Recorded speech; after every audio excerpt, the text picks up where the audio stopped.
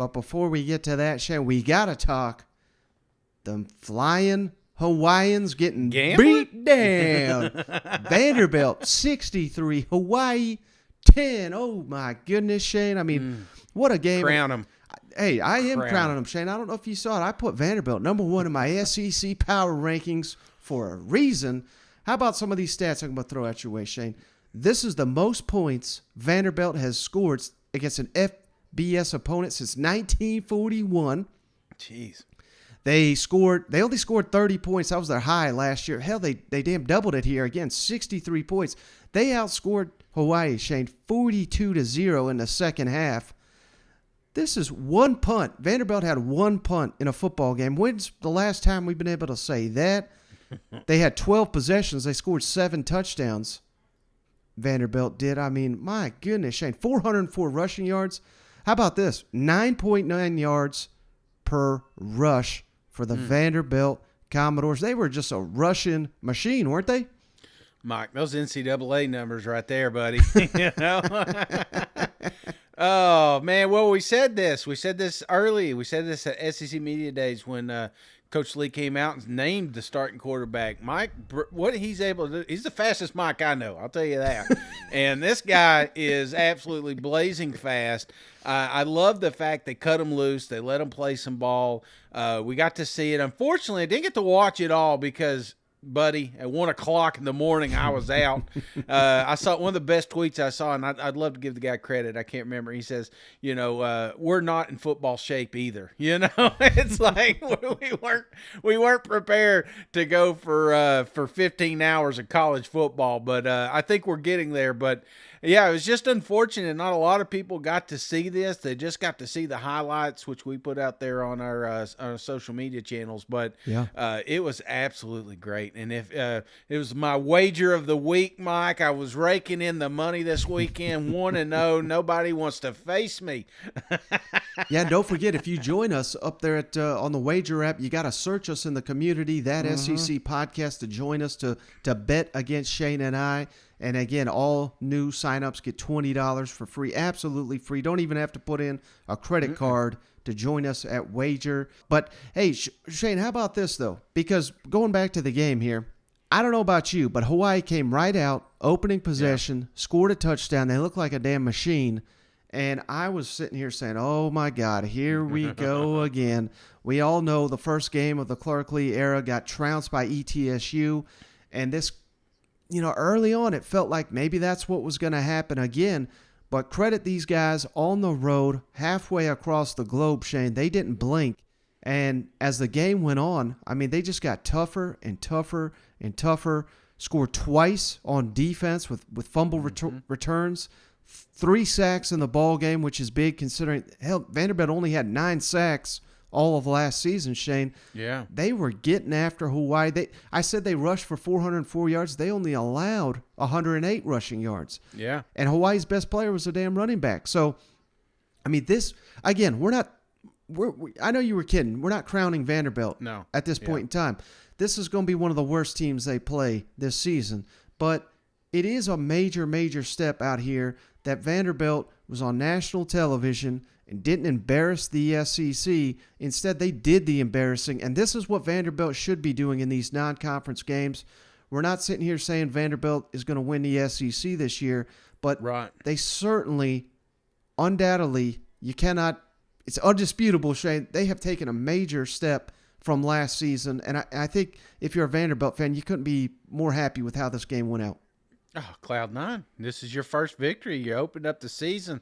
Last year it was just total disappointment this time. So I think this is huge for the Commodores. And when I boil it down, Mike, it wasn't that Vanderbilt was that much better than Hawaii starters, but they have 2 words: competitive depth. This is something that Coach Lee has hit on and hammered on, and he's competed, and you saw it. This team was built for the distance. Hawaii was just topical. Like their starters, they could. That's why it was scary at first, because they came out and they ran all over Vanderbilt, which is another, I'm not going to say it's all roses. I'm a little worried. Right. I mean, they were running at ease there at first, but once they settled into their roles, you started to see a little bit more of that depth, and Hawaii just could not keep it up. I will say on the opposite side, just as impressive as Mike was, I thought Orji was freaking amazing. He was a man on fire. He got a couple penalties, which I think were kind of stupid, but he was the turning point they needed, and they needed a little momentum to get over that hump there at the beginning. And man, he was like I said, he was I'm surprised Nick Saban didn't come in and try to steal him last year. Yeah, and you mentioned room for improvement, Shane. Vanderbilt on third down, Yeah. only 5 of 11. That's troubling. And on fourth down, only 1 of 5. But again, this was not a flawless performance, but they did have 12 rushes of over 10 yards, including, Shane, that Mike Wright 87-yard touchdown run, which incredibly, that was the second longest touchdown in Vanderbilt history. Yeah. No one touched him. He looked like the Flash out there. Yeah. But, man, just an incredible debut.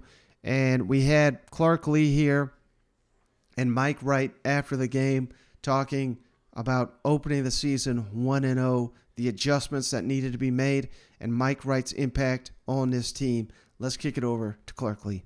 After that, first drive where they scored the touchdown, what was the key to kind of adjusting after that and, kind of getting on a roll? Well, we knew coming into this game that we were going to have to kind of figure out their offensive personality on the move. I considered taking the ball, if we'd won the toss, but we chose to defer just because we wanted the offense to have the extra possession, the extra look at them defensively. But it was a challenge game planning for these guys because there's so much unknown, new coaches, new players. And I just, again, I give credit to Nick Howell and his staff. They did an incredible job, really honestly building an identity and a foundation through camp from which we were able to dial into some calls that changed some leverages that covered down a little differently. And, and then got the explosive run for the touchdown. I think we settled in on a plan where we were moving less and playing a little more vertically against the run, and it was effective. But that's a credit to the staff, to Nick Howell, and it's a credit to our players of taking the adjustments and applying them efficiently, and kind of settling in. Yeah, Clark, when you guys went down 7 early, when you get some offensive penalties that derail a drive, and all the things set in from the memories of a year ago, do you say anything to the team at that point, or do you just let it ride and trust them to figure it out? No, I mean, it's I think there's an expectation level, in game one that you're gonna have some hiccups, and my trust in the team and my belief in what we're doing goes way beyond the first drive and the first quarter of the first game of the season. We spend, every day together training for those moments and building in responses to those moments. And so rather than needing to give a speech, we default to our training. We show each other confidence. We make eye contact. We speak about the belief we have, and that's what manifests performance on the field. And so, do we want to start fast? Do we want to get off to a great start and play with a lead? Absolutely. Were we able to do that tonight? No. I thought,